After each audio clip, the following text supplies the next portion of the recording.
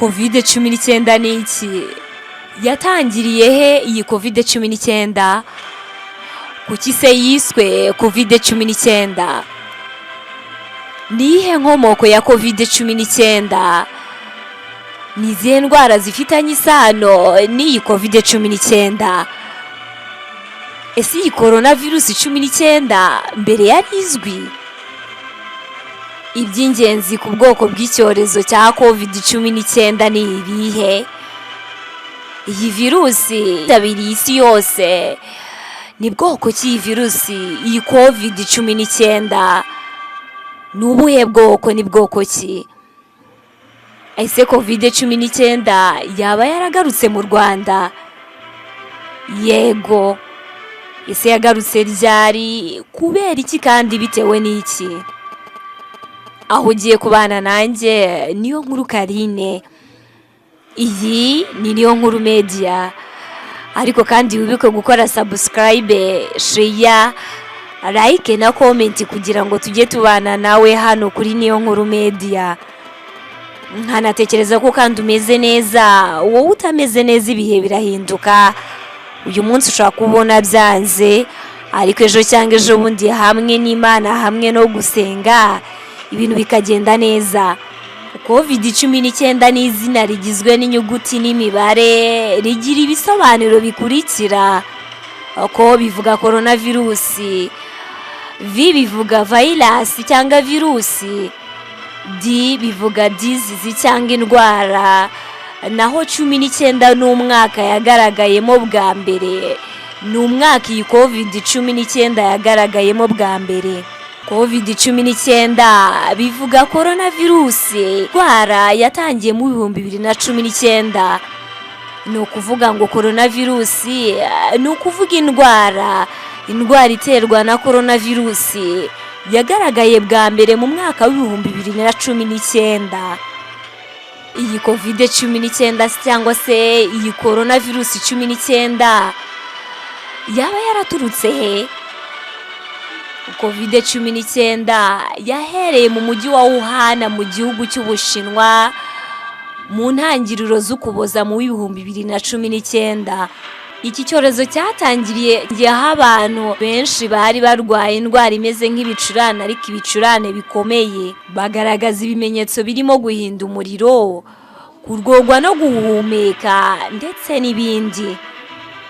Nyuma haje gusuzumwa ko iyi ndwara iterwa na coronavirus nshya yaje kwitwa SARS corona 2. Ese iyi coronavirus, iyi COVID-19 mbere yari izwi? Yego yari izwi mu bwoko bw'utembabuzi twari dusanzwe tuzwi. Harimo nk'izitera ibicurane bisanzwe, harimo nka SARS 2003 na MERS 2012, nazo zaterwaga na coronavirus.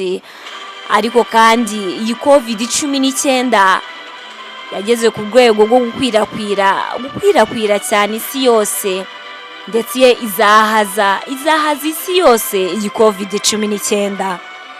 Ese kuki iyi COVID-19 bayise COVID-19? Iyi COVID-19 cyangwa iyi COVID-19 rifite igisobanuro gihagije kandi cyatanzwe n'ishami ry'umuryango w'abibumbye ryita ku buzima OMS, kugira ngo rikoreshwe mu buryo bwemewe n'ubumenyi bw'ubuvuzi, dore ko ibisobanuro byabyo ari iri ngiri. Coronavirus, indwara cyangwa se COVID-19 yatangiye mu 2019 mu kinyejana cya 21. Bityo ni coronavirus 2019 cyangwa se COVID-19 bisobanura coronavirus, indwara. Ni indwara cyangwa se COVID-19. Iyi ndwara iterwa na coronavirus yagaragaye bwa mbere mu mwaka wa 2019 ahariya mu gihugu cy'Ubushinwa. Ese iyi COVID-19 mu by'ukuri yahereye he? iyi COVID-19 yagaragaye bwa mbere mu mujyi wa Wuhan mu ntara ya Hubei mu gihugu cy'Ubushinwa mu Kuboza mu 2019. Abahanga mu by'ubuzima babonye abantu benshi barwaye indwara ifitanye isano n'ibicurane ariko ifite ubukana budasanzwe. Nyuma y'iperereza basanze iterwa na coronavirus nshya batari barigeze babona mbere, biza kwitwa SIRS corona kabiri cyangwa se severe acute respiratory syndrome coronavirus kabiri. Ese nayahe moko y'ibyorezo afitanye isano n'iyi COVID-19 cyangwa iyi coronavirus 19? Harimo outbreak, icyorezo gito. Ni igihe indwara runaka igaragara ku bantu benshi kurenza ibisanzwe mu gace gato cyangwa mu gihe gito. Ikindi cyorezo ni icyorezo cyitwa epidemic mu ndimi z'amahanga. Ni igihe indwara ikwira mu bantu benshi cyangwa mu gihugu kimwe cyangwa ibihugu bihana imbibi, ikaba irenze ibisanzwe byari byitezwe. Ikindi cyorezo ni icyorezo mpuzamahanga mu ndimi z'amahanga cyitwa pandemic. Ni indwara ikwirakwira mu bihugu byinshi ku isi, hafi ku isi yose. Iyi ndwara ikaba yigabiza igice kinini cy'isi, hafi isi yose.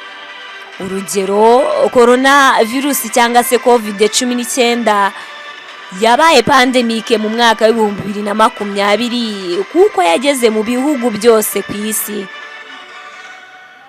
Ikindi cyorezo ni icyorezo cyitwa endemic mu ndimi z'amahanga.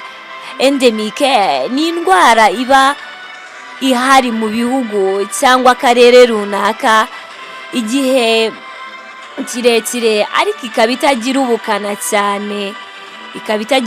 cyane, ikaba isanzwe haba. Urugero twavuga nka malariya mu bice byinshi bya Afurika. Ni indwara isanzwe ihaba kuko ihora igaragara ariko ntikwirakwire nk'uburyo bw'icyorezo gishya. Ikindi cyorezo mu ndimi z'amahanga bavuga sporadic. Ni igihe indwara runaka igaragara rimwe na rimwe idafite gihamya cyangwa ko ihoraho. Urugero ni nka tetanusi. Tetanusi ishobora kugaragara mu muntu umwe cyangwa babiri ahantu hatandukanye ariko ntikwirakwire ngibe nk'icyorezo. COVID-19 yaba yarashyitse mu Rwanda cyangwa yarageze mu Rwanda ryari?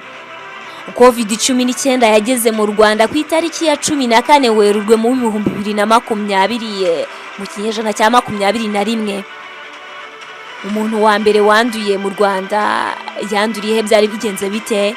Umuntu wa mbere wanduye COVID-19 mu Rwanda yari umuhinde utuye mu Rwanda yageze i Kigali avuye mu Butaliyani ku itariki 8 Werurwe mu 2020. Nyuma y'iminsi mike yatangiye kugaragaza ibimenyetso. Muri ibyo bimenyetso harimo umuriro, inkorora. Agiye kwa muganga bigaragara ko afite iki cyorezo. Yanduye COVID-19 nyuma y'ibipimo byatangajwe na RBC, iki kigo gishinzwe ubuzima mu Rwanda. Hanyuma iyi COVID-19 itangira gukwirakwira mu gihugu cy'u Rwanda ku itariki 5 Gicurasi mu 2023, ubwo hatari higeze haboneka ubukana bukomeye. OMS yagaragaje ko COVID-19 yagabanyije ubukana no kwiyongera ku isi. Ariko kandi twumvisha indi inkuru yatangajwe n'igihe ku itariki 9 z'ukwezi kwa gatandatu mu 2025.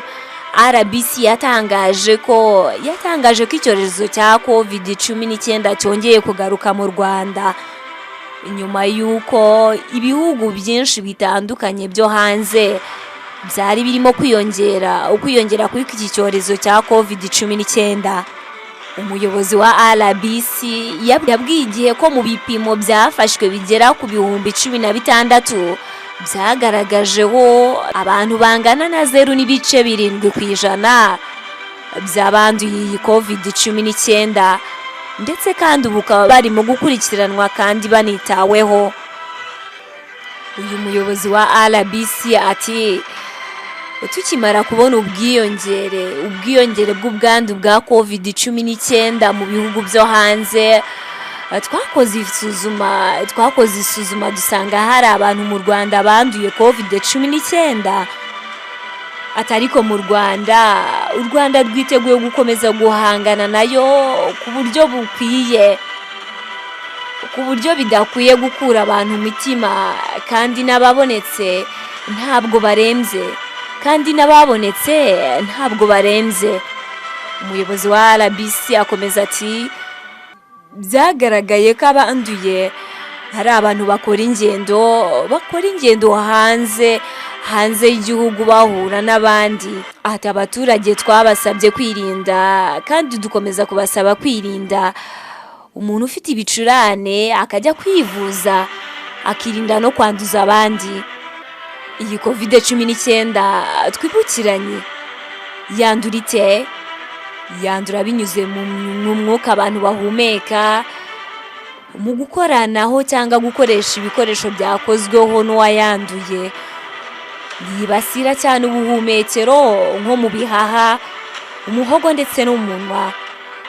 Ni izihe ngamba u Rwanda rukomeje kuyirinda? Minisiteri y'Ubuzima ishyiraho ingamba n'inama zikurikira: gukaraba intoki kenshi n'amazi n'isabune cyangwa se ugakoresha sanitizer, kwambara agapfukamunwa, gushyira intera hagati y'abantu, kwipimisha vuba igihe utangiye kugaragaraho ibimenyetso by'iyi COVID-19. Harya kandi ibimenyetso bya COVID-19 ni ibihe? Harimo umuriro, inkorora, kunanirwa guhumeka neza, kubura impumuro cyangwa uburyohe, kunanirwa umubiri, kugira umunaniro ndetse no kubabara umugongo n'ibindi bitandukanye. Wakoze gufata uyu mwanya wose maze ukabana natwe. Njye wumvaga ndi Niyonkuru Karine, naho iyi ni Niyonkuru Media. Niba ufite ikibazo, igitekerezo cyangwa inyunganizi, ubinyuze hano muri comment section. Ariko kandi icyo mpora nkwifuriza, Imana ikomeze yagure, yobore kandi intambwe zawe. Wibuka gukora subscribe, share, like na comment kugira ngo tujye duhora tubana nawe hano kuri Niyonkuru Media.